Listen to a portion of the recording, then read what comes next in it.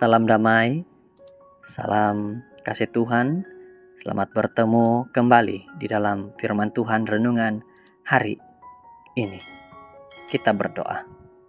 Tuhan, kami berdoa pada waktu ini, pada hari ini, biarlah Tuhan memberkati dan juga Tuhan melindungi kami dan memberikan kami pemahaman yang baik dalam mendengar firman ini. Dalam nama Yesus. Amin. Judul firman Tuhan pada hari ini adalah Strategik Pelayanan Yesus. Dalam Lukas 6 ayat 13, ketika hari siang, dia memanggil murid-muridnya kepadanya, lalu memilih dari antara mereka ke-12 orang yang disebutnya Rasul. Pelayanan Yesus di bumi bermula ketika dia memanggil beberapa orang untuk dijadikan murid. Perhatiannya bukan kepada cara bagaimana mendekati orang banyak, tapi tertumpu kepada beberapa orang itu, di mana dia membentuk dan memproses mereka, sehingga dari orang terpilih ini, maka ramai jiwa akan dapat dijangkau. Inilah strategik Yesus sebelum dia mengembara memberitakan Injil. Yesus juga tinggal bersama dengan murid-muridnya, sambil memberikan kesempatan kepada mereka mengikuti dia kemanapun dia pergi. Dalam hal ini, Yesus membina persekutuan yang akrab dengan murid-muridnya, dan melalui teladan hidup yang dia tunjukkan, dia menghendaki supaya murid-muridnya taat setia kepadanya dengan bersekutu langsung dengan guru. Maka para muridnya dapat mengetahui rahasia kerajaan Tuhan sebelum hal itu diajarkan, seperti tercatat demikian. Tetapi kepada orang-orang lain, hal itu diberitakan dalam perumpamaan, supaya sekalipun memandang, mereka tidak melihat, dan sekalipun mendengar, mereka tidak mengerti. Lukas 8 ayat 10.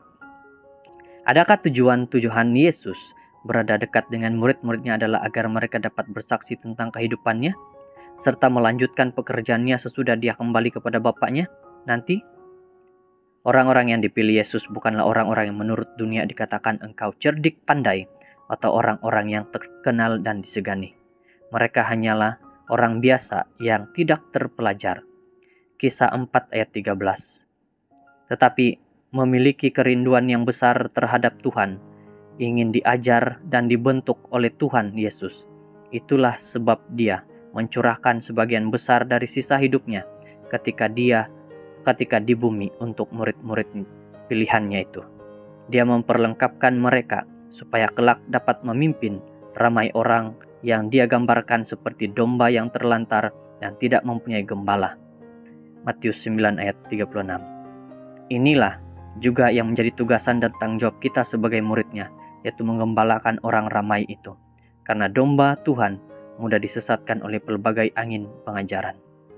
Strategik pelayanan Yesus adalah bersama dengan para rasulnya, yang dalam firman ini mengajarkan kepada kita, siapapun kita sebagai pemimpin di gereja, tidak kira apapun tugas dan tanggung jawabmu, tugas kita terlebih adalah kepada orang dekat kita, orang yang ada dalam gereja kita, orang yang bersama-sama dengan kita dalam gereja.